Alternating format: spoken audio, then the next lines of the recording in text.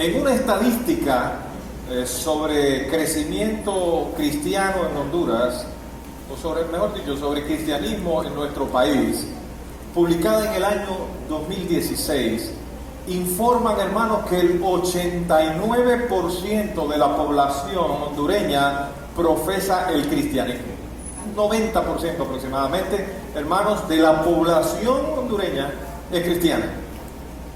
Si consideramos cristianos a todos aquellos que profesan de labios ser seguidores de Cristo, podemos decir que en realidad esas cifras o esas estadísticas son confiables. Podemos darles ese voto de confiabilidad, aunque sabemos que no es así, que hay mucho porcentaje de personas que dicen ser creyentes y realmente no lo son. Pero dejando de lado ese punto, hermano, que no es poco importante, es importante, pero obviando esa realidad, podemos considerar que nuestra población es mayoritariamente cristiana o tiene un conocimiento religioso. Solo basta dar un pequeño recorrido por nuestros barrios y vamos a encontrar, hermanos amados, una iglesia casi montada encima de la otra. Usted sabe que cada 2 o 3 cuadras podemos encontrar una iglesia. Y cada domingo, hermanos, a mediodía, son multitudes de personas que salen y se ven en la calle con Biblias en la mano que van saliendo de sus congregaciones, de sus iglesias locales. Hay templos pequeños, templos grandes, mega iglesias, pequeñas iglesias, pero hay una cantidad importante de reuniones cristianas en nuestro país. Al mismo tiempo, vemos y notamos que nuestra sociedad es profundamente religiosa en otros perfiles de la vida social. Existe, por ejemplo, un alto porcentaje de escuelas que son escuelas evangélicas. Hay colegios y universidades que son cristianas. En las escuelas públicas incluso es permitido y se lee la Biblia. Se enseña, se predica inclusive en las escuelas públicas, se permite hablar libremente de Dios. Contamos incluso en nuestro país con numerosos seminarios teológicos, universidades que dedican su empeño puramente en enseñar temas religiosos. Incluso existen montones, hermanos, de radioemisoras y televisoras que transmiten temas cristianos a todo lo largo y ancho del país. Ahora, ante esa abrumadora realidad de la presencia del evangelio, entre comillas, en nuestro país, nos viene una pregunta, nos salta una pregunta, y nos decimos, si vivimos en un país que promueve ser uno de los más cristianos del mundo entero, ¿por qué a su vez nuestro país ocupa los primeros lugares de las estadísticas respecto a violencia, pobreza, baja escolaridad, drogadicción, corrupción, etc.? ¿Cómo es eso posible? De hecho, es notable el dato, hermanos, que las iglesias evangélicas protestantes hoy superan en gran medida a las iglesias católicos romanas de nuestro país. Eso es también interesante si consideramos en la historia cómo, hermanos amados, los países que abrazaron el evangelio después de los años de oscuridad en que estaban sumergidos en la enseñanza católica, estos países, hermanos, tuvieron grandes progresos sociales y económicos. Tuvieron un inmenso desarrollo científico-técnico. Fueron naciones que resplandecieron, prosperaron en gran manera. Como ejemplo, Escocia, Alemania, Inglaterra, cunas de los movimientos protestantes reformadores del año 1517 en adelante. Estas naciones, hermanos, que abrazaron el evangelio bíblico, empezaron a prosperar, y, hermanos, y hoy mantienen uno de los más altos estándares de nivel de vida a nivel mundial. Fueron naciones que progresaron, prosperaron. No así, por ejemplo, España, una nación que quedó atrapada en el engaño del catolicismo romano, y hoy es un país, hermanos amados, que marca un evidente atraso cuando se compara con sus vecinos europeos. España hoy está sumergida en una crisis económica que se ha agravado intensamente a lo largo de los años, y uno de los países con más dificultades de estabilidad financiera actualmente. Está realmente difícil la situación ahí. Sin embargo, no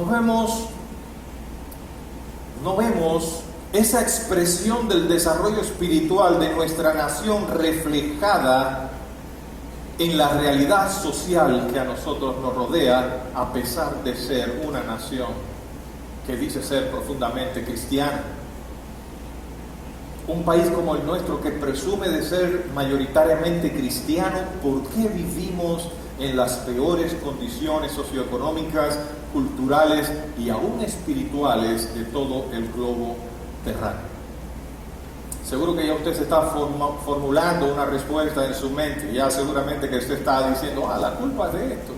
Seguramente en su lista ya está encabezando los gobiernos, los políticos corruptos, la pobreza, etcétera, etcétera. Él seguramente que está pensando en eso. Pero yo particularmente, hermanos amados, creo que el problema no radica en esas cosas seculares. El problema radica, hermanos amados, en el pecado que se ha enraizado en el corazón de la sociedad y sobre todo, hermanos amados, en que la iglesia, en un gran porcentaje de ella, ha dejado de ser luz y sal para la tierra. Mira, lo que usted va a escuchar hoy, hermanos amados, es duro. Y créanme, esto es una enseñanza para la iglesia. Y para mí no es agradable hablar de este tema, porque son temas, hermanos, que ponen al descubierto nuestras debilidades. Pero debemos escuchar lo que el Señor nos dice en su palabra, porque Dios quiere que nosotros, hermanos, despertemos, que nos levantemos con una voz profética en la comunidad, en nuestra sociedad, hermanos, y defendamos el evangelio bíblico, lo cual está siendo altamente diluido en estos tiempos, hermanos, en no muy pocas iglesias. Creo que hemos dejado que la mentira traspase las filas de nuestras iglesias y la apostasía bíblica se ha entronizado en la mayoría de los púlpitos cristianos de hoy en día. Eso, hermanos amados, muchos creyentes lo ignoran.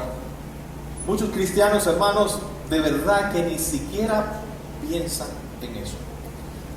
Guiados por líderes apóstatas o líderes que enseñan una doctrina que se aparta del evangelio puro, del evangelio bíblico, muchos cristianos se han apartado de ese evangelio, se han vuelto a las fábulas. Por tanto, lo que se está viendo hoy en muchas, por no decir la mayoría de las iglesias en Honduras, es un evangelio, hermanos, que no es compatible con el evangelio que se plantea en la palabra del Señor. Estamos viendo, hermanos, un cristianismo diluido, un cristianismo complaciente, un cristianismo hecho a la medida de los deseos y las pasiones del hombre, un cristianismo que cada vez más se aparta de la cruz de Cristo, se aparta más de la centralidad de nuestro Señor y se vuelve más a los deseos y las pasiones de los hombres. Hermanos amados, como veremos hoy,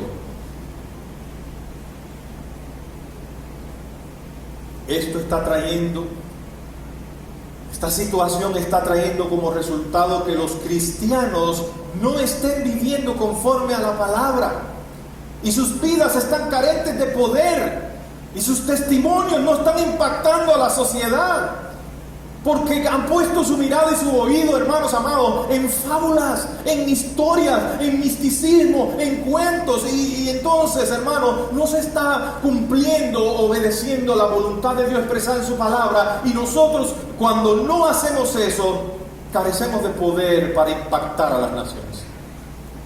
Carecemos de poder, hermano amado, para poder testificar y traer a las personas a los pies de Cristo. Y eso trae como consecuencia todas esas situaciones sociales, hermano. La iglesia empieza a retroceder y la iglesia está retrocediendo. Vaya a la página, hay una página de la embajada, creo, de la embajada de los Estados Unidos, que hicieron un estudio de cómo progresa aquí el cristianismo, hermanos amados, y sabe que ha progresado en los últimos años en Honduras. No es el cristianismo, han progresado más el ateísmo y las religiones no cristianas. Las religiones no cristianas, hermanos, están ganando terreno. No voy a hablar de especificidades, pero alerta, iglesia. Alerta, iglesia. Nosotros somos los que hemos sido comisionados a llevarle el mensaje de salvación al mundo. Y estamos muchas veces, hermanos, concentrados en esos mensajes que se distorsionan y se apartan del Evangelio, entretenidos, hermanos, poniendo la mirada en las cosas terrenales, en las cosas de este mundo, mientras la sociedad se descompone, se va rumbo al infierno. Como veremos hoy, ninguna verdad proviene de la mentira y no se puede vivir una vida cristiana victoriosa cuando se permanece, hermanos, en la oscuridad y en el error, en el engaño de la apostasía. Y yo no sé si usted conoce la palabra. La apostasía, hermanos amados, es apartarse de la fe hacia una enseñanza diferente a la enseñanza bíblica, hablando de apostasía bíblica, apostasía cristiana. Y es muy sutil, hermanos amados, porque a veces ni nos damos cuenta de que nos hemos apartado de la palabra del Señor. Estamos escuchando, hermanos, ahora un mensaje que no nos viene a través de un chamán con plumas en la cabeza y los ojos pintados. No, si eso pasara, nosotros decimos, eso es un brujo. Hoy nos está viniendo de los labios de personas, hermanos, que se presentan con carisma, con una Biblia Reina de Valera, igualita a la que usted tiene en sus manos, usando con mucha astucia los textos bíblicos, cambiándoles su sentido, trayendo un mensaje distorsionado diferente al Evangelio de Jesucristo. Y eso no es nuevo. No decimos esto, hermano, con alegría, pero tampoco lo decimos con desesperación. No lo decimos como que con frustración. ¿Por qué, hermano? Porque está profetizado en la palabra que así habría de ser.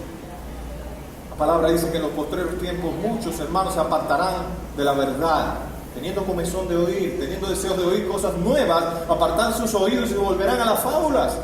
La palabra nos dice que en los postreros tiempos vendrán hombres engañadores, amadores de sí mismos, que no tendrán piedad del rebaño, que engañarán a los hijos de Dios, tratarán de engañar a los hijos de Dios. Pero sabemos también que Dios persevera en guardar y preservar a sus hijos. Sabemos que el Señor no va a permitir, hermanos, que ninguno de sus hijos se pierda. Pero eso no quiere decir que nosotros vamos a ser negligentes y vamos a pasar por alto los consejos que Dios nos da en la palabra. No, nosotros debemos escuchar la palabra, atencionar, prestar atención a lo que Dios nos manda en ella y caminar en esos mandatos, obedecer esa palabra. Para que nosotros hoy podamos, hermanos, considerar qué nos dice el Señor, para que podamos escapar, hermanos, del engaño que hoy está, hermano, sutilmente permeando la sana doctrina en tantas iglesias alrededor en nuestro país y alrededor del mundo. El Señor nos va a mostrar a través de su palabra, hermanos, nos va a continuar mostrando esas 4 cosas que debemos hacer para que nosotros no caigamos en ese error y en ese engaño. Y la palabra que vamos a considerar en esta mañana, hermanos, está en 1 de Juan, capítulo 2, verso del 20 al 27. Yo le invito a que vaya conmigo allí, abra sus Biblias, para que podamos mirar con atención lo que Dios nos dice a través de su palabra. 1 de Juan, capítulo 2, verso 20. Primera carta de Juan.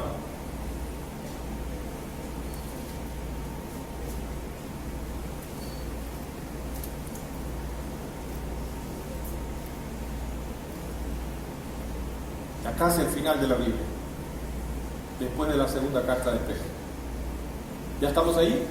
Dice la palabra, pero vosotros tenéis la unción del Santo. Miren qué poderosa palabra. Los hijos de Dios tenemos la unción del Santo. Tenemos la presencia del Espíritu de Dios, la vida de Cristo, su Espíritu en nosotros. Pero vosotros tenéis la unción del Santo y conocéis todas las cosas. No os he escrito como si ignoraseis la verdad, sino porque la conocéis y porque ninguna mentira procede de la verdad. ¿Quién es el mentiroso sino el que niega que Jesús es el Cristo? Este es anticristo, el que niega al Padre y al Hijo. Y todo aquel que niega al Padre tampoco tiene al Padre, y el que confiesa al Hijo tiene también al Padre. Hasta ahí predicamos la semana pasada, ¿verdad? El sermón de la semana pasada, los 2 primeros puntos. Y hoy seguimos con el verso 24: lo que habéis oído desde el principio permanezca en vosotros.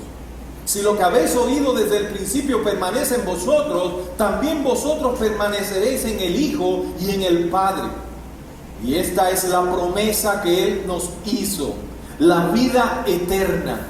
Os he escrito esto sobre los que os engañan, pero la unción que vosotros recibisteis de Él permanece en vosotros, y no tenéis necesidad de que nadie os enseñe. Así como la unción misma os enseña todas las cosas, y es verdadera y no es mentira, según ella nos ha enseñado, permanecer en Él. Ya hemos orado, hermanos. Ya oramos al principio, la hermana oró por el mensaje. Vamos a solamente a pedirle al Señor, en breves palabras, que nos hable a través de este texto. Mi Dios, gracias. Tú eres bueno, Señor, y para mí es muy difícil predicar este tema, pero es tu palabra, está en tu palabra, Señor, y es importante. Te ruego en el nombre de nuestro Señor Jesucristo que lleves este mensaje con claridad al corazón de mis hermanos y que ellos puedan ser edificados a través de esta palabra. Te lo suplico en el nombre de Cristo Jesús. Amén y amén. En este pasaje, hermanos amados, Dios te muestra 4 cosas que tú debes hacer para escapar del engaño de los falsos maestros contemporáneos. Vimos la semana pasada, en primer lugar, que para que puedas escapar de estos enemigos del Evangelio, tú debes usar el discernimiento espiritual. ¿Lo recuerdan? Debes usar el discernimiento espiritual. Verso 20 nos dice: pero vosotros tenéis la unción del Santo y conocéis todas las cosas. No os escribo como si ignoraseis la verdad, sino porque la conocéis y porque ninguna mentira procede de la verdad. Y vale la pena, porque yo sé que hay hermanos aquí en esta mañana que no estuvieron el domingo pasado, vale la pena recordar algunas cosas centrales de este punto para que ellos se pongan a nuestro nivel. Vale la pena, hermanos, resaltar que en este texto Juan se refiere a la presencia del Espíritu Santo en la vida de todo creyente. Amén. Hermanos amados, el Espíritu Santo ha sido derramado en el corazón de todos aquellos que han venido a Cristo en arrepentimiento y en fe. Todos aquellos a los cuales Dios les ha perdonado sus pecados y les ha tomado como hijos, hermanos amados, los ha santificado y les ha dado el don del Espíritu Santo. El Espíritu Santo, a su vez, nos da a todos los cristianos el discernimiento espiritual. Todos los cristianos tienen en mayor o menor cuantía discernimiento espiritual. Es la capacidad que recibimos de discernir entre lo bueno y lo malo, por lo que el Espíritu de Dios hace en nosotros por medio de la palabra.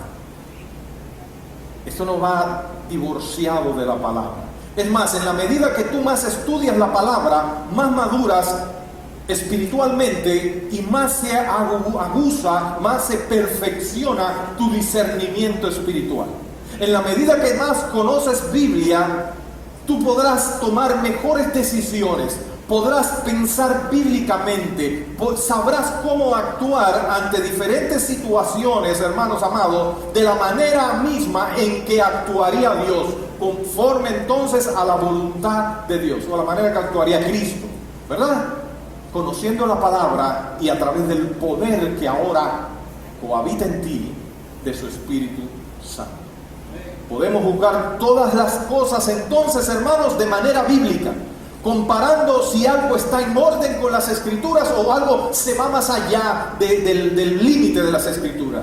Sobre todo las enseñanzas que llegan hoy a nuestros oídos. Ahora, ¿qué pasa, hermanos? ¿Por qué muchos cristianos se paran delante de los televisores, delante de la radio y absorben todo y lo meten en su interior y hacen fortalezas en sus mentes con teologías que son falsas? Porque no han madurado en su discernimiento espiritual. Porque no pasan tiempo a solas con Dios, orando, estudiando la Biblia, preparándose, capacitándose, hermanos amados, para que puedan discernir entre lo bueno y lo malo. Ahora, hermanos amados, la palabra de Dios nos dice que ese don es solamente para los hijos de Dios. Una de las razones por las cuales a veces el pueblo supuestamente cristiano cae en esos errores, abraza esas doctrinas falsas y las personas, hermanos, son confundidas y llevadas por un camino diferente al evangelio, es porque las personas no han nacido de nuevo. Ese es el peor problema. Tener, hermanos, ¿saben lo que está pasando en Honduras hoy? Iglesias repletas de personas que no son regeneradas, personas que no han nacido de nuevo, personas que no se han arrepentido de sus pecados, personas, hermanos, que quieren vivir una vida en conformidad con Dios y con el mundo. Y no puede una persona natural entender las cosas del Espíritu porque para ella serían locura. Y el problema está, hermanos, que la palabra, esto no está escrito en japonés, esto lo tenemos en lenguaje español. Y una persona con un coeficiente de inteligencia normal puede llegar, hermanos, y leer muchas cosas aquí y entenderlas. Entenderá cuando dice no maten, no adulteren. Así yo sé que dice que no debo matar, que no debo entender. Pero hay, hermanos, revelación en esta palabra. Hay principios en esta palabra que transforman el corazón del creyente, que fortalecen al creyente, que le indica al creyente, hermanos amados, cómo debe vivir para la gloria de Dios, que un hombre natural, carnal, no lo puede ver. No lo puede discernir. Y eso es lo que le decía Pablo a los creyentes de la iglesia de Corinto, hermanos, en 1 Corintios capítulo 2, verso 14. Pero el hombre natural no percibe las cosas del Espíritu de Dios porque para él son locura y no las puede entender porque han de discernirse espiritualmente. Entonces el hombre natural no tiene discernimiento. Entonces, para tener discernimiento, para poder escapar de la mentira de los engañadores de este tiempo, lo primero que tú tienes que hacer es convertirte a Cristo. Y si ya tú crees que te convertiste a Cristo y estás en una iglesia, tienes que asegurarte de que estás en Cristo. ¿Cómo puedo hacer eso, pastor? ¿Cómo yo puedo saber que verdaderamente soy de Cristo? La Biblia dice, probaos a vosotros mismos para ver si estáis en la fe. Hermanos, la evidencia de que usted es un creyente verdadero es una vida transformada, es una vida cambiada. Yo sé que soy cristiano porque antes de ser cristiano yo odiaba la palabra, yo odiaba a Dios, odiaba a los que eran cristianos o simplemente los ignoraba. A mí no me interesaba leer la Biblia, a mí no me interesaba reunirme con personas que profesaban en mi fe. Esa era mi vida antes de Cristo y yo amaba el pecado y amaba permanecer en el pecado. Yo sé ahora que Cristo está en mí porque ahora yo amo su palabra. Porque a mí me gusta, me deleito cuando leo su palabra. A mí me gusta venir con mis hermanos a gozarme a la casa del Señor. Y cuando cometo pecado, porque los creyentes también caen, los creyentes también fracasan, fallan, cometen errores. Pero ¿sabe qué pasa? Los cristianos verdaderos no se quedan en el error. Los cristianos verdaderos no se quedan en el lodo, en el pantano. Los creyentes verdaderos, hermanos amados, no se complacen con el pecado. No viven en comunión con el pecado. No están ahí acariciando el pecado. Ay, es que somos débiles y no somos perfectos. Ese pecadillo ahí yo lo voy a mantener. No. El cristiano verdadero batalla contra ese pecado, lo presenta ante Dios, lo mortifica, ora a Dios y no se complace y sinceramente está buscando a Dios siempre para que le ayude a tener victoria sobre toda obra pecaminosa. Ay, hermanos, para que tú puedas tener discernimiento espiritual, tienes que ser creyente. ¿Y por qué muchas iglesias, incluso iglesias completas, caen en el error? Porque vinieron detrás de un evangelio que no era el de Cristo. No vinieron a buscar al Cristo crucificado, no vinieron a hacer cuentas con Dios, no vinieron, hermanos amados, para que se les perdonara a ellos, sino que vinieron para ser sanados, vinieron para ser enriquecidos, vinieron para ser prosperados, vinieron para hacer infinidad de cosas, pero no vinieron por lo principal, por la deuda que tenían con la justicia de Dios por causa del pecado, y que solamente Cristo puede cancelar. Sí, hermano, después usted ve un grupo de personas que canta bien, un grupo de personas, hermano, que danzan bien, que hacen cosas maravillosas. Y yo digo, wow, es increíble todo lo que hacen sin Dios. Pero viven mal. Sus vidas no tienen impacto. Sus familias están destruidas. Nadie los identifica como creyentes. Y cuando los vas a buscar ahí a su casa y preguntas en el barrio, oye, por aquí vive un cristiano, mira, él se congrega con nosotros en la iglesia. Y dice, ¿qué? No, hombre, que va a ser cristiano, ese hombre sí. O sea, aquí maltrata a todo el mundo, esa mujer aquí pelea con toda la gente en la cuadra. Entonces veo personas llenas, abarrotadas de las iglesias, pero cuando salen de las iglesias, sus vidas no representan a Cristo. No hay piedad en sus vidas. Entonces su testimonio no está alineado, hermano, con la fe que profesan. Y como su fe, hermano, la fe que ellos pregonan, que predican, no está alineada con su estilo de vida, nadie cree nada. No hay poder, no hay impacto. Entonces lo primero que tenemos que hacer, hermanos, es venir a Cristo, convertirnos al Evangelio. Seremos bendecidos con el Espíritu de Dios y tendremos ese discernimiento para que podamos escapar. Entonces no vamos a estar diciendo aleluya, amén, yo lo recibo, a cuanta herejía sale por ahí por la radio, por la televisión, incluso de los púlpitos de la iglesia. Dice, el pastor está exagerando. Probablemente usted está diciendo, el pastor es exagerado. Hermano, yo lloro por eso, sufro por eso. Y a veces he llegado a decir, ¿será que yo estoy loco? Pero Dios me ha mostrado eso. Y cuando he hablado con personas, hermanos, que son personas maduras en la fe, me dicen, no, es la viva y cruda realidad que estamos. Estamos enfrentando una época de un cristianismo sin Biblia. Sí, hermanos, estamos enfrentando una época de un cristianismo sin pasión por el estudio de la palabra. No, lo que queremos hoy es ver milagros. Lo que queremos es, hermanos, ver manifestaciones sobrenaturales. Lo que vemos, hermanos, es ser prosperados. Y la gente está metida en ese enfoque y se está olvidando de entender y comprender la voluntad justa y perfecta de Dios en su palabra, donde Él nos manda muchas veces incluso a sufrir por el Evangelio, a morir por el Evangelio. Estamos pensando en el carro, en la casa y no sé cuántas cosas más. ¿Es malo que los hijos de Dios sean prosperados? No es malo. La Biblia habla de prosperidad y bendición para sus hijos. Sí, nuestro Dios es bueno, pero ese no es el fin del hombre. Ese no es el propósito por el cual tú estás en la tierra. Dios te trajo aquí para que le adores, para que le busques, para que le obedezcas, hermano amado. Teme a Jehová y obedece sus mandamientos. Ese es el fin del hombre, hermanos amados. Para eso fuimos creados, para adorarlo. Entonces vimos en segundo lugar, hermanos amados, también el domingo pasado, que para nosotros poder escapar de la mentira y del error de estos tiempos, debemos nosotros también apartarnos de esas personas que predican el error. Ahora, yo quiero decirles algo antes. Cuando nosotros reconocemos que hay una persona, cuando hay una iglesia, una persona, un hermano inclusive, que está enseñando, hermanos, algo que no es conforme a las Escrituras, lo primero que vamos a hacer no va a ser, no, hermano, que tengo que apartarme de lo que, y lo va a desechar. Eso no es lo primero que usted va a hacer. Nosotros estamos llamados a hacer luz. Nosotros estamos llamados, hermanos, a corregir, exhortar en amor, en humildad y ayudar a estas personas a que se vuelvan de sus errores. Hoy somos una luz, somos una voz profética en medio de la comunidad, hermanos amados. Debemos nosotros, hermanos, y aquí sí nos manda la Biblia a contender fervientemente por la fe.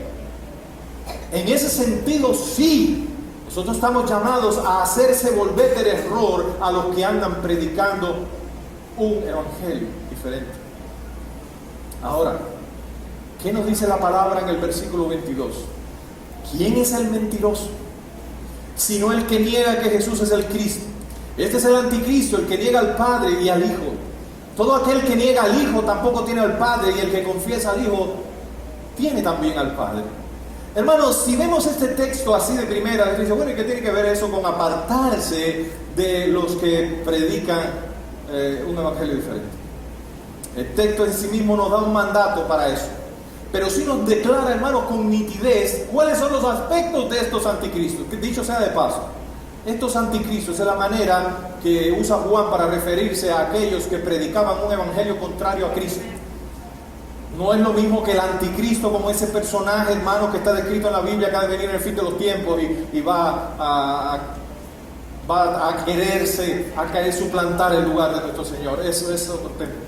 Sin embargo, el espíritu de ese anticristo ya estaba desde los tiempos de Juan, obrando a través de aquellos falsos maestros, de aquellos falsos apóstoles, de aquellos falsos profetas.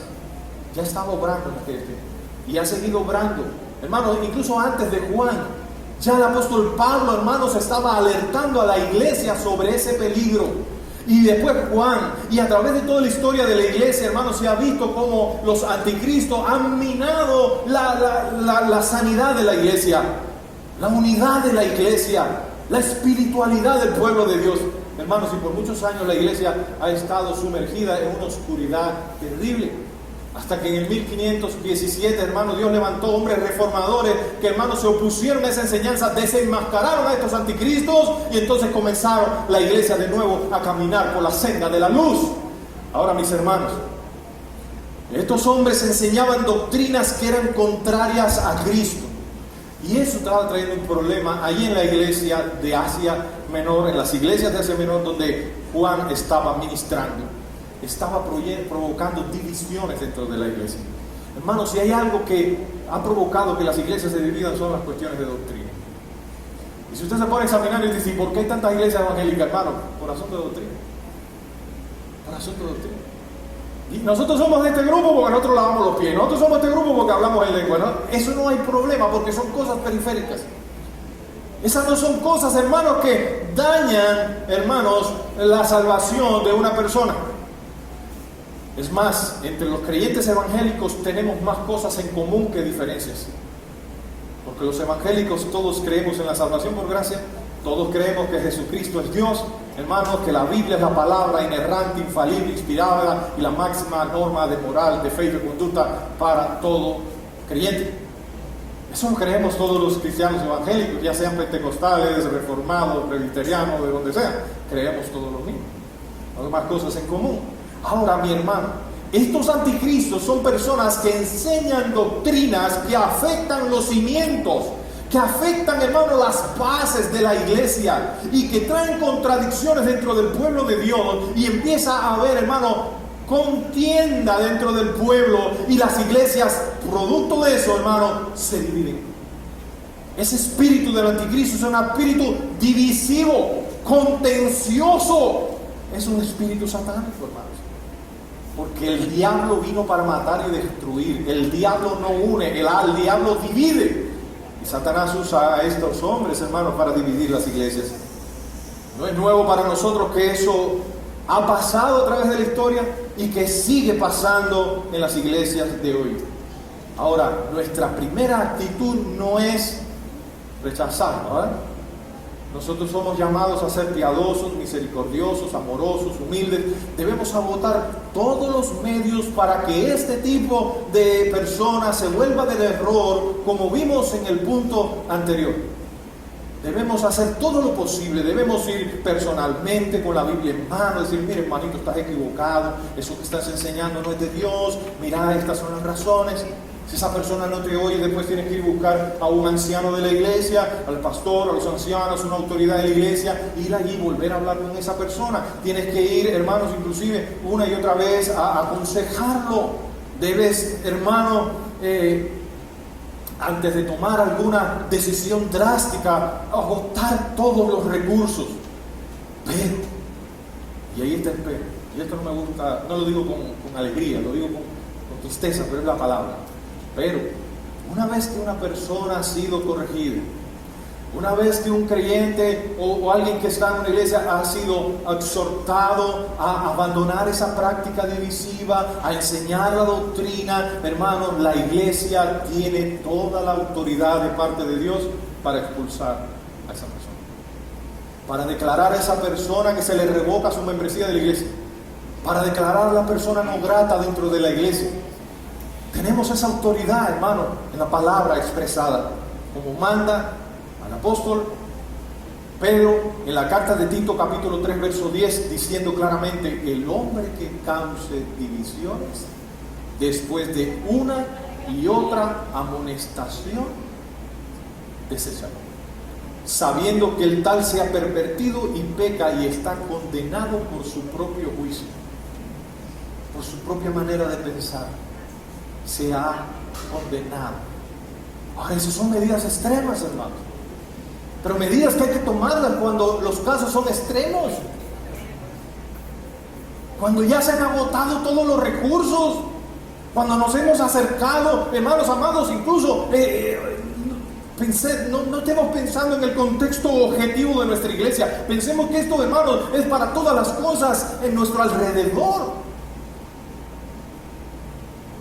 Cuando un testigo de Jehová viene a mi casa y yo le trato de enseñar y enseñar a las 3, 4 veces que le estoy enseñando, y ya por último le digo, mira hermano, que me está haciendo perder tiempo.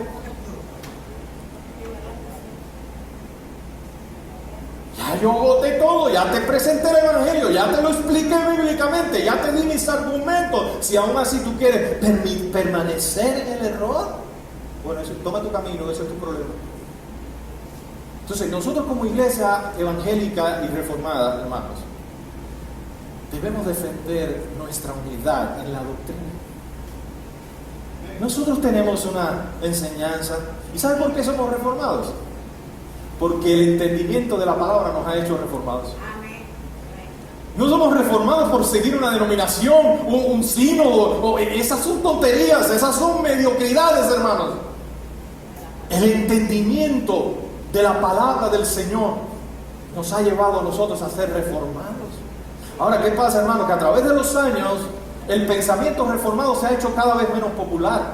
¿Por qué? Porque la herejía se ha hecho popular. Porque ahora, hermanos amados, se pregona un evangelio muy atractivo, muy agradable. Y hoy los pasos de los apóstoles modernos se oyen con más fuerza dentro de las iglesias que la voz de aquellos reformadores de la historia, hermano, que hasta ahora nadie se ha podido levantar y predicar de manera más bíblica que esos grandes hombres de Dios. Ya no se oye la voz de Martín Lutero, no se oye la voz qué sé yo, de Calvino, de Juan Wesley, de estos grandes reformadores, hermanos amados, que nos dejaron un legado tremendo a la iglesia, el magisterio de la iglesia, la experiencia de la iglesia, hermanos amados, todos aquellos puritanos, hermanos amados, de la época posterior a la reforma. Todo eso, hermano, ha experimentado un ataque directo por una agenda bien planificada por Satanás para destruir la doctrina sana, para destruir la doctrina bíblica e implantar la doctrina del error dentro de muchas iglesias. ¿Y sabe qué? A la gente le agrada. Levántate hoy a predicar sana doctrina y vas a ver cómo la gente te mira. ¿Qué dice la gente de las iglesias evangélicas y reformadas? ¿Qué dice la gente de las iglesias reformadas, de las iglesias presbiterianas, de las iglesias bautistas? Hermanos amados, decir que tú eres bautista hoy en un lugar es que la gente te vea como un hereje. ¡Bah! Esos son fríos, esos son apáticos. No saben la historia. No saben. No saben. He llegado a lugares, hermanos, que cuando han dicho, mira, este libro es de la editorial Casa Bautista, dicen, no, eso es letra, eso es apatía, a mí me gusta el mover del espíritu. A eso hemos llegado. Que la sana doctrina, hermano, ahora parece mala y la mala parece sana. A lo malo le llaman bueno y a lo bueno le llaman malos. Pero no va a pasar así con nosotros, ¿verdad? Entonces, hermanos, eso nos lleva al tercer punto de este sermón. Estamos viendo 4 cosas que debe hacer usted, hermano, para escapar del engaño de los falsos maestros. Y en tercer lugar, para escapar de los enemigos del evangelio, tú debes aferrarte a la sana doctrina, hermanos amados. Es tu responsabilidad. Es responsabilidad de los pastores, es responsabilidad de los maestros enseñar bíblicamente en la iglesia, pero es tu responsabilidad como creyente, hermano, definir tu teología, tener una buena teología, una buena enseñanza bíblica, un buen conocimiento de los aspectos de la vida cristiana. Tú debes conocer quién es Dios, cómo es su carácter y cómo Él quiere que tú vivas. Esa es tu responsabilidad. Esa es tu responsabilidad. Pastor, aquí yo no necesito teología. Una vez estuve predicando en un lugar allá, en un lugar allá, para que no Sé que estos videos después se ven por algún lado. Estuve predicando en una radio, hermanos amados, y se levantó un pastor y dijo: ¿qué teología ni qué nada? Aquí lo que hace falta es el poder del Espíritu. Mira, yo estoy seguro que algunos de ustedes dirán: es verdad, tiene razón. Hermanos amados, ¿cómo tú puedes tener poder en el Espíritu si tu teología ofende al Dios de las alturas? ¿Cómo tú puedes ser lleno del Espíritu y ser usado por el Espíritu si tú blasfemas la palabra del Señor? Todo cristiano debe ser un profundo conocedor de las Escrituras. Todo predicador debe tener una sana teología. Y como dijo alguien, hermanos, un escritor bíblico, la teología es como tu columna vertebral. El conocimiento que tú tienes de Dios y de su palabra es como tu columna. Tú no andas todo el día pensando en tu columna, pero la necesitas. Imagínese cómo anduviera usted si no tuviera su columna vertebral. ¿Cómo andaría, hermano? No puedo ni imaginarme, no pudiera andar. Usted se puede salvar con buena y con mala teología, ¿es cierto? Es cierto. Bueno, siempre y cuando esa teología no afecte a la teología de la salvación, porque usted ahí sí tiene problemas. Tú puedes tener una teología muy mala y aún así salvarte, porque la salvación es por gracia, por medio de la fe en Cristo Jesús, es cierto. Pero una buena teología te da una buena calidad de vida espiritual. Una buena teología te capacita para ser usado en el cuerpo de Cristo para la edificación de tus hermanos, para servir a Dios con excelencia. La palabra dice en el verso 24: lo que habéis oído desde el principio permanezca en vosotros. ¿Y qué era lo que habían oído ellos desde el principio? Si lo que habéis oído desde el principio permanece en vosotros, le está diciendo Juan a los creyentes de Asia, también vosotros permaneceréis en el Hijo y en el Padre. Para que yo pueda tener comunión con el Padre y con el Hijo, debo retener la sana doctrina, la sana enseñanza, lo que habían oído los creyentes de Asia Menor, hermanos amados, desde el principio, el Evangelio de Jesucristo. Era lo que los apóstoles les habían enseñado de primera mano. ¿Se acuerdan en el capítulo 1 de la primera carta de Juan? Como el apóstol Juan testifica y dice: lo que hemos visto, lo que hemos escuchado, lo que palparon nuestras manos, lo que hemos contemplado, lo que ha estallado delante de nosotros, hermanos, como un panorama precioso, como un espectáculo ante nosotros. ¿Quién? Cristo, la vida de Cristo y la obra de Cristo revelada a nosotros, los apóstoles de primera mano. Nosotros somos los que tenemos autoridad para predicar esa verdad, y en esa verdad está fundamentada la iglesia, la enseñanza de la iglesia. Hermano, la iglesia está fundamentada en la enseñanza de los apóstoles y de los profetas, pero no de los apóstoles modernos. Está de los apóstoles que recibieron esa palabra directamente de Cristo Jesús. Esa enseñanza, hermano, permaneciera en los cristianos de Asia Menor. Si esa enseñanza permanecía en ellos, hermanos amados, ellos iban a permanecer en Cristo y en el Padre, porque Cristo y el Padre uno son. Tú no puedes tener comunión verdadera con Dios si tú, hermano, caminas en la oscuridad del entendimiento de su palabra. Si tú no permaneces en la palabra, no vas a tener comunión con Cristo Jesús. Hay veces, hermanos, que hace poco estaba viendo por ahí por las redes sociales que alguien decía, dándole gracias a Dios por todo lo que Dios había hecho en su vida y por todas las cuestiones. Esa persona vive completamente alejada de Dios. La persona no tiene comunión con Dios ni con su pueblo. La persona, ¿cómo puede entonces creer que está siendo bendecido? Que te estén yendo bien las cosas no quiere decir. Ese es un pensamiento farisaico, por el amor de Dios. En los tiempos de Jesús, en el tiempo de la ley, se creía, hermanos amados, que las personas que eran prosperadas, el favor de Dios estaba con ellos. Pobrecito Juan el Bautista, pues. Pobrecito el apóstol Pablo también, que pasó por tantas necesidades. Entonces el favor de Dios no estaba con ellos. Eso es una herejía. El evangelio de la prosperidad que tanto se predica hoy en tantas iglesias y por tantos ministros, hermanos, de mucha fama. Hermano, por el amor de Dios, escape por su vida. Eso no es de Dios, eso es una herejía. No voy a explicar ahora ese tema porque no vamos a salir de Dios. Entonces, ¿qué es lo que estamos viendo aquí? Un mandamiento directo de Dios para los creyentes. Está diciéndoles clara y directamente que ellos debían permanecer en el conocimiento del Evangelio, lo que ellos habían oído desde el principio. El Evangelio de Cristo, hermanos amados, los que están fundamentados en ese Evangelio están parados sobre la roca. ¿Dónde estás parado tú? ¿Sobre arenas movedizas? ¿Sobre teologías extrañas? ¿Sobre nuevas revelaciones que te han traído? ¿Dónde estás afirmado? ¿Dónde te paras? ¿Cuáles son tus argumentos bíblicos? ¿Cómo tú defiendes la fe de nuestro Señor Jesucristo?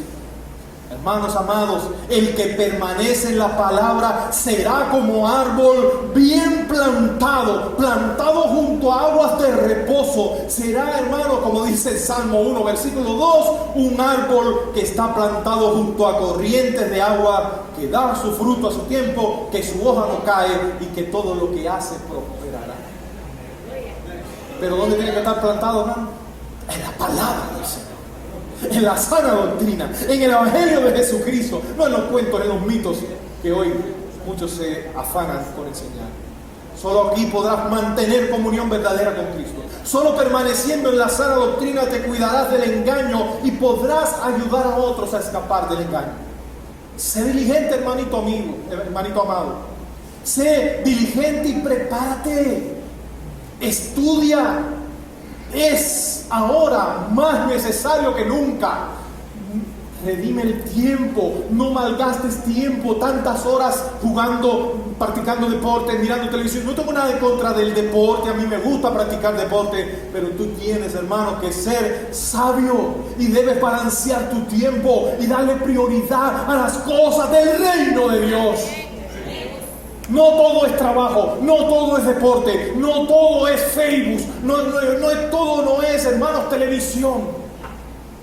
Hay que sacar tiempo de calidad para meterse en la palabra del Señor y estudiarla. No podemos despreciar la ayuda que Dios nos trae a través de otros ministerios de la iglesia. No podemos despreciar cuando el pastor está dando, o un líder de la iglesia está dando una enseñanza. Los domingos por la mañana, hermano David aquí da enseñanzas bíblicas poderosas. Yo soy maravillado, encantado, fascinado por la manera en que el Señor lo usa para enseñar en nuestra iglesia. Pero saben, aquí no hay ni 20 personas por la mañana cuando lo está enseñando. Es responsabilidad tuya prepararte, porque puedes caer en el error y en el engaño. Puedes prestar tu oído después a las mentiras que pregona el anticristo, los anticristos. Hay seminarios en la iglesia para capacitar líderes. Hay seminarios, hermanos amados, para predicar, para enseñanzas evangelísticas. Estamos continuamente ofreciéndole a la iglesia oportunidades para crecer. Métete. Asume el desafío. Asume el reto. Ay, me paso muy ocupado. Lo más importante de tu vida es prepararte para tu encuentro con el Dios que te creó. Todo lo demás es secundario. Prioriza a Dios, primeramente el reino de Dios y su justicia, y todo lo demás vendrá por añadidura. No hay atajos, de eso no te puedes escapar. No hay manera alguna de tener comunión con Dios si estás alejado de su palabra. Toma en cuenta esto que Dios te está diciendo esta mañana, mi amado. Permanece en lo que has oído desde el principio, en el Evangelio que una vez te predicaron los hermanos. Esa vez que tú escuchaste a Cristo y caíste rendido a sus pies, que te predicaron a Cristo, el Rey de Reyes y Señor de Señores. Permanece en esa doctrina. Toma en cuenta eso. Cristo salvando a pecadores que se humillan y ponen su confianza en Él. Ese es el Evangelio. Cristo salvando a pecadores humildes y que ponen su confianza en Él. Ay, es que en la iglesia de nosotros no pasa nada. Es que a mí me gusta estar en un lugar donde hay milagros. A mí también. Y de hecho yo creo en los milagros. Y cuando oro para que Dios haga un milagro. Pero sé que Dios es soberano. Y saben, las señales no son las que me mueven. Yo no persigo señales. Las señales seguirán a los que creen en el nombre de Cristo. Yo estoy predicando aquí la palabra. Y si Dios quiere manifestarse de una manera específica, Él lo hace porque es todopoderoso. Es que ustedes no me dan libertad de espíritu. Eso es una mentira. ¿Acaso el Espíritu Santo alguien lo puede tener preso? No. El Espíritu de Dios se va a manifestar en su pueblo y nadie lo para. Porque Él es Dios todopoderoso y soberano.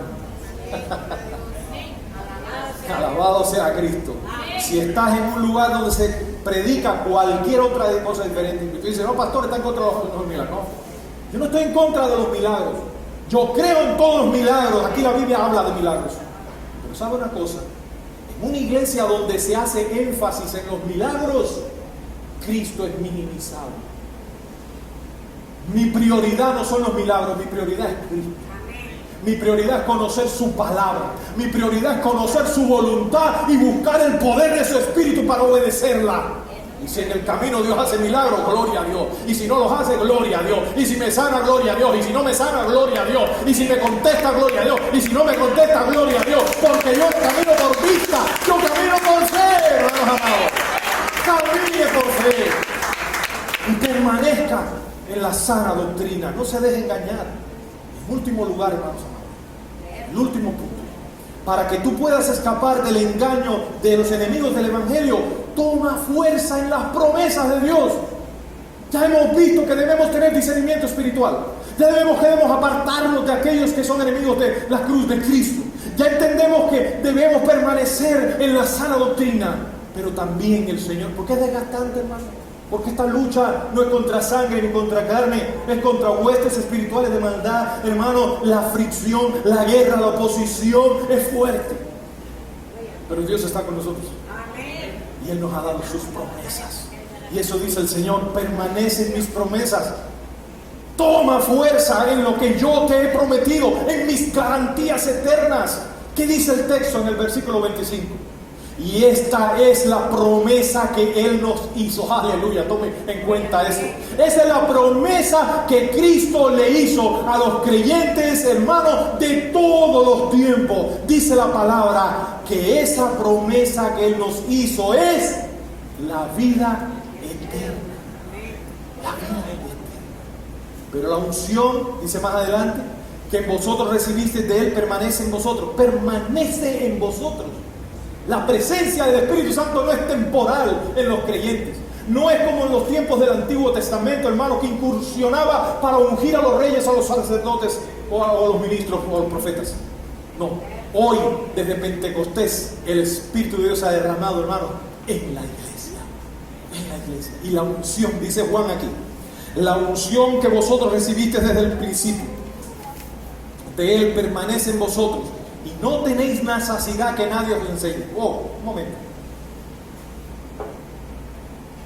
¿Qué tú estás diciendo ahí, Juan? Que los cristianos lo sabemos todo y que no necesitamos que nadie nos dé enseñanza. No es eso lo que dice él. Lo que dice ahí es que nosotros tenemos la revelación de Dios por medio de su palabra y que no tenemos que dejar que gente de afuera venga a enseñarnos cosas diferentes, incluso de adentro. Sabemos todas las cosas. Bueno, usted no sabe nada de medicina, o no sé si habrá un médico aquí. No, lo que usted sabe es lo que tiene que saber con respecto a Dios y respecto al Evangelio. Y está aquí, reflejado en su palabra. Tenemos la mente de Cristo. Tenemos el pensamiento de Cristo aquí en su palabra. Y usted puede abrazar ese pensamiento, hermano, y usted puede enraizarse y fortalecerse en ese pensamiento y no necesita que nadie le venga a decir cosas diferentes. Va a estar atento. Y hermanos amados, la promesa que Dios nos ha dado nos fortalece para seguir en Cristo. ¿Cuál es la promesa? La vida eterna. ¿Y quiénes son los que tienen vida eterna, hermano? Los que permanecen en su palabra, que son los que han nacido de nuevo, aquellos que han sido, hermano, que han sido salvados por el poder regenerador y transformador de nuestro Señor a través de su Espíritu y de la palabra del Evangelio que han escuchado. Aquellos que se les ha perdonado sus pecados, hermanos amados, porque han venido arrepentidos a Cristo y en fe le han reconocido como su único y suficiente Salvador. A esos a los cuales Dios no les imputa pecado. A esos hermanos a los cuales Dios les ha imputado la justicia de su Hijo, porque en el intercambio que hizo el Señor, Él tomó sus pecados para dejarles a ellos su justicia. ¿Y quiénes son esos? Usted y yo, los que hemos confesado a Cristo como nuestro Salvador. Entonces, ¿qué nos está diciendo aquí? El Señor nos da dos promesas preciosas.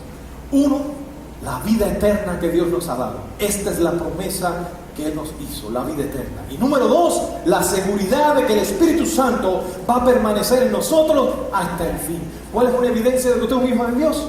¿Cuál es una evidencia de que usted es un cristiano que tiene vida eterna? ¿Cuál es la evidencia, hermanos, de que usted, la muerte ya no se enseñorea más con usted? Una vida transformada, ¿verdad? Una vida transformada por el poder de su palabra. Los que perseveran en su palabra, los que permanecen en su palabra, los que permanecen en la sana doctrina, son los que tienen vida eterna. Los que andan enseñando cosas tóxicas por ahí, no. Los que vienen a decir que Cristo no es el Señor, que Cristo es un ángel, y empiezan a negar, y no solo ellos, sino los que lo hacen desde atrás de un púlpito con sutileza, poniendo nuestra mirada en los milagros, en las sanidades, en otras cosas, desviándonos de la gloria de Cristo. Esos también son anticristos. Nosotros predicamos de milagros, sí, pero eso lo predicamos como añadidura. Eso es inferior. Tú lo que necesitas no es un milagro, tú lo que necesitas es arreglar tus cuentas con Dios por causa del pecado que hay en tu vida. Tú lo que necesitas es venir a Cristo para recibir esa gracia inmerecida de la salvación. Y si Dios hace el milagro, gloria a Dios. Podemos decir que ese es el milagro más importante que tú necesitas en tu vida. Tu salvación. Tu salvación, iglesia. ¿Qué quiere decir eso? Que yo no puedo orar por una noche. Sí, vamos a orar. Y oramos por una noche. ¿Y cuántas veces no hemos orado aquí para que el Señor nos glorifique y haga algo maravilloso? Y Dios lo hace y lo sigue haciendo. Pero nosotros aquí predicamos a Cristo como el apóstol Pablo. Si una cosa he querido conocer entre vosotros es a Cristo y a Cristo crucificado. Eso y solamente eso, hermanos amados. Cristo, una y otra vez. Cristo, Cristo y Cristo. Entonces, hermanos amados, si te sientes desanimado, porque no es fácil, ¿verdad? Yo lo felicito a todos ustedes, miembros de la Iglesia Evangélica y Reformada de aquí, del Chaparro. ¿Sabe por qué? Porque a pesar de que hoy el Evangelio bíblico no es popular, a pesar de que hoy el Evangelio bíblico no es atractivo, ustedes saben, yo sé que por momentos se han sentido cansados, yo sé que por momentos se han sentido confundidos. Ha habido un momento que ustedes han dicho, wow, pero ¿cómo prospera aquella iglesia? ¡Qué grande está esa iglesia! ¿Cómo ahí hay tanta alegría y júbilo y movimiento? No te confundas. Y no quiero decir que algunas de esas iglesias no sean de Dios, porque algunas sí lo son, obviamente. Pero otras han logrado eso, hermano, por caminos diferentes al Evangelio. Pregonando un Evangelio complaciente, un Evangelio atractivo, y trayendo un montón de cosas extra bíblicas a los altares para que la gente venga a sus iglesias. Vale, ¿tú te has sentido desanimado? Toma fuerzas en las promesas de Dios y sigue adelante. La carrera es larga, mi amado, pero Dios está contigo. Dios sabrá recompensar a cada uno de nosotros si nos mantenemos ahí firmes en su palabra. Hermanos amados, Dios sabrá premiar a los que guardaron la fe hasta el final. Los que corrieron con la mirada puesta en Cristo y en ninguna otra cosa más, sin desviarse del camino. Y recuerda el consejo de Pablo a Tito 2, capítulo 1. Pero tú habla como está de acuerdo, tú habla lo que está de acuerdo con la sana doctrina. Tú habla lo que está de acuerdo con la sana doctrina. Cobra ánimo en tu corazón, afírmate en las promesas de que eres un hijo de Dios y de que Él te ha dado vida eterna. Afírmate en eso. Si te ha dado vida eterna, hermano amado, si te ha dado la unción de su Espíritu, ¿cómo no te dará todas las demás cosas? Dios es bueno. ¿Cómo no cuidará de ti y del alimento espiritual que proveerá para tu crecimiento espiritual en la iglesia? Hermano, los que son de Dios, ninguno se va a perder. Pero una de las cosas que usa Dios para que ellos no se pierdan es trayéndole hombres piadosos que le prediquen la sana palabra del Señor. El alimento espiritual no contaminado, el agua transparente y cristalina de la palabra del Señor. Y concluyo esta mañana diciéndoles, hermano, persiste en estas 4 cosas que Dios te ha enseñado para que tú puedas escapar del error, hermano. Hermano, queremos ser una iglesia prosperada. Queremos, hermanos, ganar muchas almas para el Señor. Queremos tener un lugar agradable, un lugar aquí donde las personas deseen estar, donde haya júbilo, donde nos gocemos juntos alabando al Señor. Pero nunca, hermanos amados, negociemos las verdades de la sana doctrina de la palabra del Señor. Nunca nos dejemos arrastrar por el engaño. Y para que eso no ocurra, recuerda, usa el discernimiento espiritual.